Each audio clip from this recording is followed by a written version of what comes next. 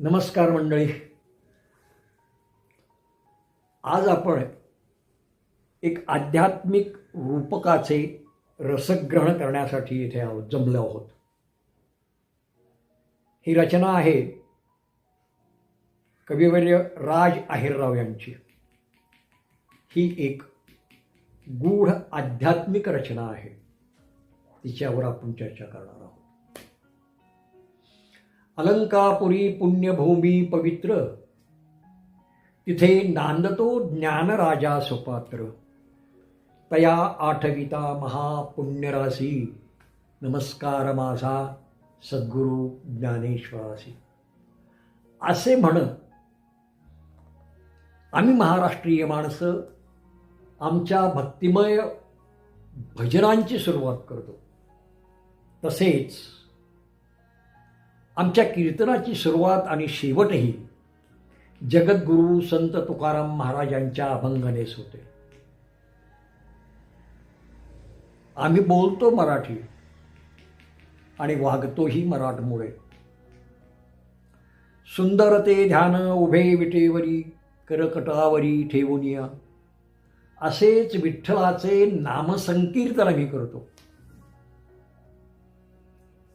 महाराष्ट्राला आणि मराठी मायबोलीला आम्ही आमचे दैवत मानतो. आम्हा घरी धन, शब्दांचीच रत्ने, शब्दांचीच शस्त्रे यत्न करू, असा आमचा आध्यात्मिक संतांची मूलभूत धारणा आहे. म्हणूनच आम्ही महाराष्ट्र भूमी संतांची असे अभिमानाने म्हणतो. येथे वीरश्री आणि भक्तिभाव हातात हात घालून संस्कृती, धर्म, संस्कार आणि समाजव्यवस्था सुखरूप ठेवून त्यांचे सांगोपान आणि संवर्धन करण्याचे दिव्य कार्य तत्परतेने करत आले आहेत.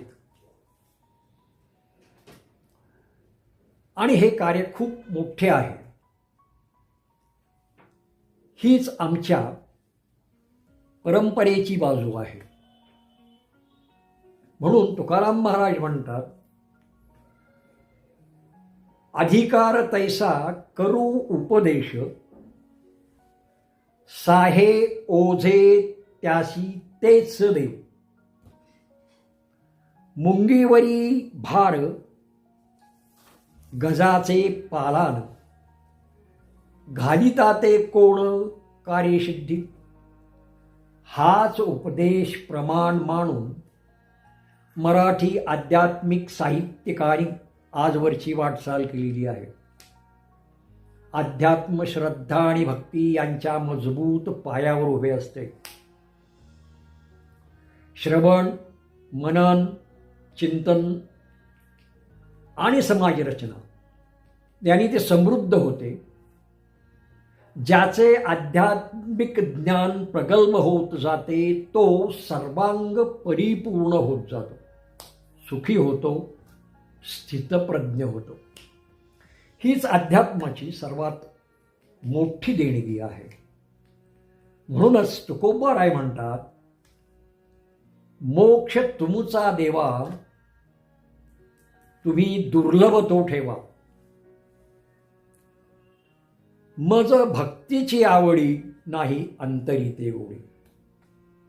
आम्हाला मोक्षापेक्षा अध्यात्म प्रिय आहे. नव्या जुन्या साहित्यिकांचा साहित्य प्रपंच याच मार्गावर सातत्याने चालत आलेला आहे. याचाच ओहापोह करत संत समृद्ध झाले आहेत. त्याच्यातील एक गूढ आध्यात्मिक काव्यरचना कायमच्या स्मरणात राहते. आज आपण जी कविता चर्चेसाठी घेतलेली आहे ती कविता, ती रचना कविवर्य राज अहिरराव यांची असून तिचे सादरीकरण ते स्वतःच करणार आहेत. प्रथम आपण ते ऐकूया आणि त्यानंतर रसग्रहणाकडे वळूया. नमस्कार मंडळी.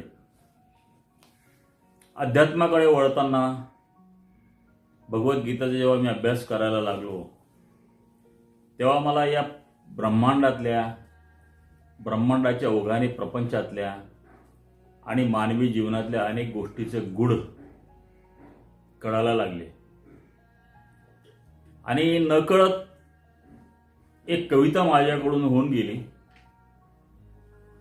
जी आता आदरणीय गुरुस्थान असलेले तुकाराम पाटील सर यांनी सुरुवात जी केली, माझ्या अपेक्षेपेक्षाही सुंदर त्यांनी या रसग्रहणाची सुरुवात केलेली आहे. वास्तविक मी त्यांना म्हणालो होतो की सर, ही कविता तुम्हीच सादर करा. मात्र ते म्हणाले की नाही, तुमची कविता तुम्ही योग्य प्रकारे सादर करून त्याला न्याय देऊ शकाल, त्यामुळे ती कविता मी आपल्यापुढे सादर करतो. आणि अर्थातच सादर झाल्यानंतर तुकाराम पाटील सरांचे रसग्रहण याचा आनंद आपण घेणारच आहात. कवितेचं शीर्षक आहे नवाई. काही भागात नवलाई याला नवाई असं सुद्धा उल्लेख करतात. त्याचं शीर्षक आहे नवाई. जीवा शिवाचा चराट कसे वळशील भाई. जीवा शिवाचा चराट कसे वळशील भाई. स्वप्न जागे जागे दावी नव्या गोष्टीची नवाई. पाच पराचा कावळा. पाच पराचा कावळा देई आकाशाला तळा. सोनियाच्या चोचियाने पिंड वेचतो बावळा.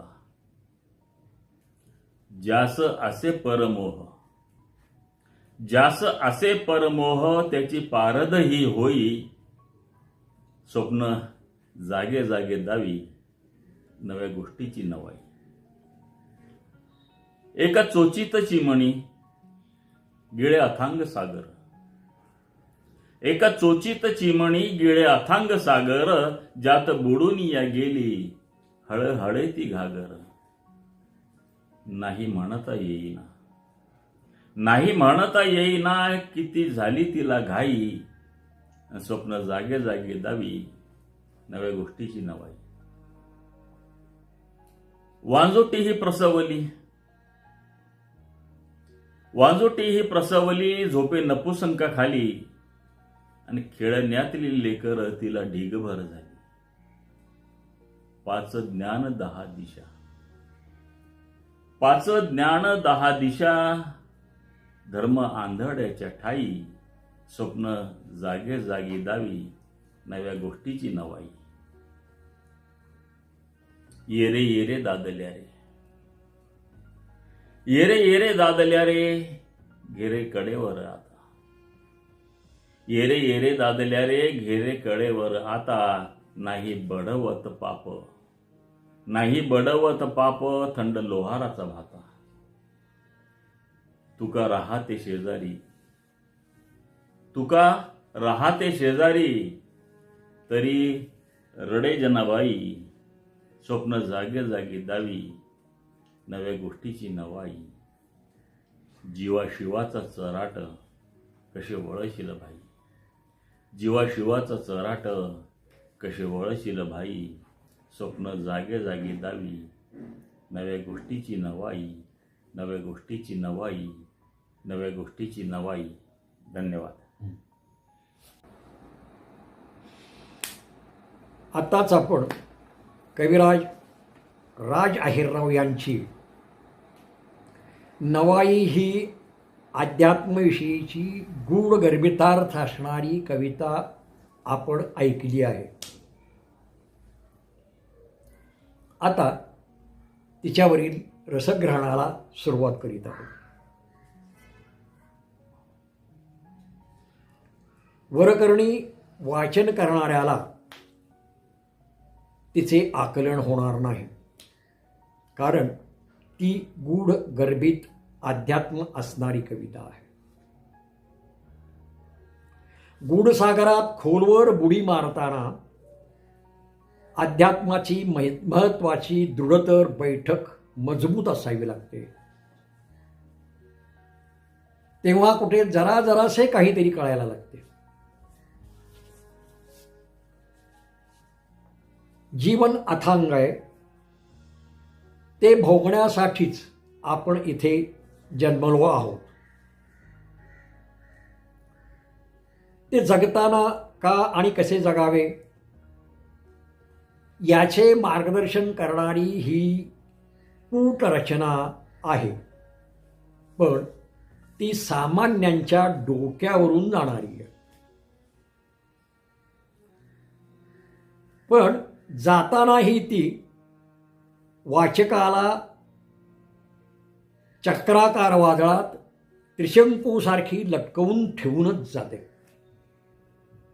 जीवन केवळ जगायचे म्हणून जगणे आणि जीवन पूर्ण तृप्तीने जगणे वाटते तितके सोपे आणि सरळ नाही. ते अत्यंत खडतर आहे. म्हणून महत् प्रयासाने आणि निर्मोही वृत्तीनेच ते जगावे लागते. त्यासाठी आपली मागील जन्माची कोणती पुण्याई किती कामी आली आहे आणि किती खर्ची पडली आहे याचे गणित मांडले पाहिजे. पण ते समजण्यासाठी आपणापाशी कोणताही पुरावा उपलब्ध नाही. त्याबाबत आपण पूर्णपणे अनभिज्ञ आहोत. आपले जगणे सर्वस्वी आपलेच आहे. ते आपल्या हाती सुपूर्द करून विधाता नामानिराळा होऊन निवांतपणे शेषशय्येवर पहुडलेला आहे. आणि आपण मात्र अनेक विचारांच्या व विवंचनांच्या भोवऱ्यात गटांगळा खात इथेच आहोत. इथेच अडकून पडलो आहोत. कारण जीवशिव आत्मा परमात्मा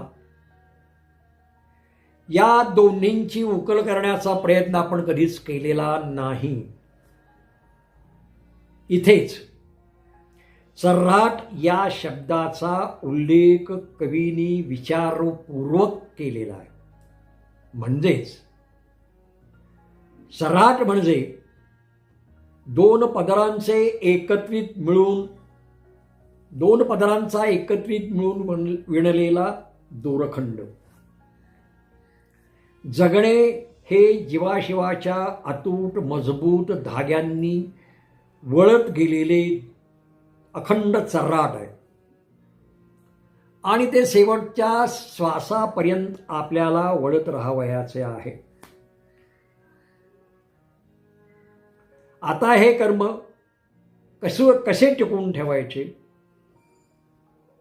आणि कसे वापरायचे ते पूर्णपणे आपल्या विचारांच्या स्वाधीन आहे. यातला प्रत्येक धागा स्वतंत्र असूनही तो एकत्र वळलेला आहे. तो धागा जोपर्यंत सक्षम, मजबूत, सुखरूप आणि बलशाली आहे, भक्कम आहे, तोवरच त्याच्या एकसंगतेला असणारा घट्ट पीळ टिकेल. पण ते धागेच जर कमकुवत झाले तर मग काय होईल?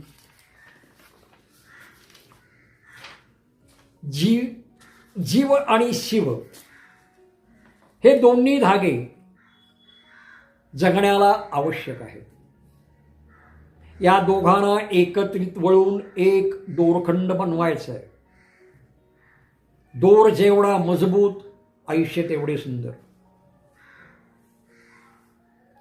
जीवनाचे हे अनेक पदरी चर्राट टिकवून ठेवण्यासाठीचा प्रयत्न करताना वेगवेगळ्या प्रकारची रंगीबेरंगी अनेक आमिष आपल्याला आपल्याच जगण्याची स्वप्न दाखवत राहतात. नवलाई व नवाई दाखवून संभ्रमात पाडतात. जर या स्वप्नात अडकून यालाच वास्तव समजू लागलो तर जीवन थांबते. अशा वेळी आपण दृढनिश्चयी राहून जीवाशिवाच्या या गूढ गुंत्याला असणारा घट्ट पीळ सुखरूप आणि कायम ठेवण्याला समर्थ आहोत का, हे तपासणे हाही एक महत्त्वाचा भाग आहे. मानवी देह मुळात पंचमहाभूतांच्या पंचतत्वांचा अविभाज्य असा घटक आहे. इथे कवी रूपक म्हणून 5 परांचा कावळा नियोजित करतो, दर्शवतो. हा 5 परांनी सिद्ध झालेला आहे. तो देह आहे. आपला देह तसा घडला आहे. तो समर्थ, संपन्न आणि पूर्णलक्षी आहे. कावळाही तसाच आहे. शिवाय आपल्या परिपूर्तीसाठी तो अनेक ठिकाणी विखुरलेले मोहमयी देहाचे अनेक पिंड तो आपल्या सोन्याच्या चोचीत पकडण्यासाठी सातत्याने फिरत राहतो. अथक होऊन तो अविरत हे कार्य करत राहतो. जोपर्यंत आपल्या पिंडरूपी देहाचा मार्ग पूर्णपणे सत्याचा आहे, निर्मळ, नितळ, सुयोग्य आहे, तोपर्यंत तो आपली साथ संगत किंवा सोबत करतो. पण जर आपण चुकीच्या मार्गाचा अवलंब केला किंवा म्हणजे परक्याचे काहीतरी मोहात अडकून आपलेच म्हणू लागलो, तर तो हे समजून घेईल. ते आपल्याला तो कवटाळू देणार नाही, तर त्याला त्याची पारदच करावी लागेल आणि ती करण्यासाठी तो कायमचा टपलेला असतो. याच जगण्याच्या सानिध्यात आशा मनशा नावाची एक चमत्कारिक चिमणी आहे. इथे रूपक म्हणून ती वापरली गेली आहे. ती आपल्या इवल्याशा चोचीने भवसागर पिळून टाकण्याचा प्रयत्न करत यशस्वी होत आहे आणि ती तशी करूही शकते. मात्र याचाही जेव्हा अतिरेक होतो तेव्हा ती कोरड्या घागरीत मरू शकते. ती अजबगजब आहे, तरीही मोठी सामर्थ्य संपन्न आहे. आपली आशा मनुष्या जर वाममार्गाला लागली तर इवलूशा चोचीने भवसागर पिण्याची हिंमत ठेवणारी ही चिमणी निराशेच्या घागरीत बुडून मरूही शकते. ही पाळी कुणावरही येऊ नये यासाठीच कवीने लिहून ठेवलेले हे संकेत आहेत आणि ते बहुधा त्याचसाठी वापरलेले असावे. नंतर इतरांच्या सोबतीत घागरीला सुद्धा हळहळत बसण्याशिवाय काहीही पर्याय उरत नाही. ती एक नकार देऊ शकते, होकार देऊ शकते आणि एक होकार बुडवूही शकते. आपल्या जगण्याची मदरूपी अपेक्षा नेहमी वांझोटीच असते. तरीही ती महत्वाकांक्षी, आशावादी नवऱ्याशी रत होते, गर्भार होते आणि नंतर प्रसवते पण. तेव्हा तिला ढिगभर लेकरं होतात. पण ती सारी खेळण्यातल्या खेळण्यासारखीच असतात. त्यांना लाभलेली पंचेंद्रिय आणि त्यांची दशावधानं आंधळ्या देहधर्माच्या आश्रयानेच नांदू लागतात. मग अपेक्षांच्या महत्वाकांक्षी आशावादी नवऱ्याला ही लेकरं कडेवर घेऊन त्यांना खेळवण्याचेच काम करावे लागते. असे होऊ नये म्हणून ईश्वराने जननेंद्रिये म्हणजेच डोळे, कान, जीभ, त्वचा हे प्रत्येक मानवाला दिलेलीच आहेत. त्याप्रमाणे 10 दिशा म्हणजे 4 वेद आणि 4 शास्त्रे पण दिलेली आहेत. याचा विचार करता योग्य मार्गाने एकमेकांचा मेळ बसला तर जीवनाला संतत्व मिळून जाते आणि त्यासाठी मोक्षाचे दार सतत उघडे ठेवले गेले आहे. मात्र धर्मांधळ्या माणसाला याचा काहीही उपयोग होत नाही. त्याला काय करावे? शेवटच्या कडव्यात कवी अत्यंत महत्वाचे पण निक्षून सांगतोय. जोवर माणसात जोम असतो, उत्साह असतो, उमेद असते, तोपर्यंत तो माणूस मस्तीत जगत असतो. मात्र जेव्हा माणसाची चेतना जागी होते त्यावेळी माणसाच्या जगण्याचा मार्ग उरलेला नसतो. तेव्हा मग तो ईश्वरा शरण जातो. त्याला विनवण्या करू लागतो की हे नाथा, मला कडेवर घेऊन या भवसागरापार उतरव. मात्र तोपर्यंत देवत्व जोपासण्यासाठीचे वय निघून गेलेले असते.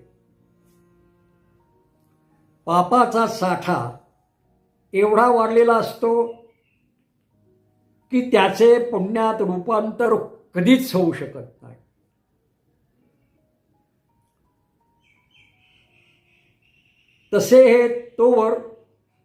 तसेही तोवर लोहाराचा भाता थंड झालेला असतो. उदंड वाढ झालेल्या वासनेच्या थंड झालेल्या भात्याचे काय करावे? नुसत्या ऐरणीचा आणि घणाचा काहीही उपयोग होत नाही.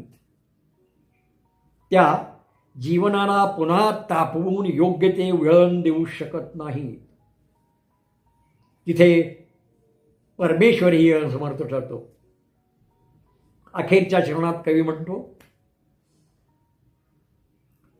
आपल्या जीवनात यश येण्यासाठी परमेश्वराने आपल्याला सामर्थ्य दिलेले आहे. आपल्या जीवनाला तुकारामाने निक्षून सांगितलेले आहे. जीवन तत्वज्ञान अंगीकारता येत नसेल तर रडत बसू नका. ते उपभोगावेच लागेल. अंगीकारता येत नाही म्हणून रडत बसून देवाला नावे ठेवू नका.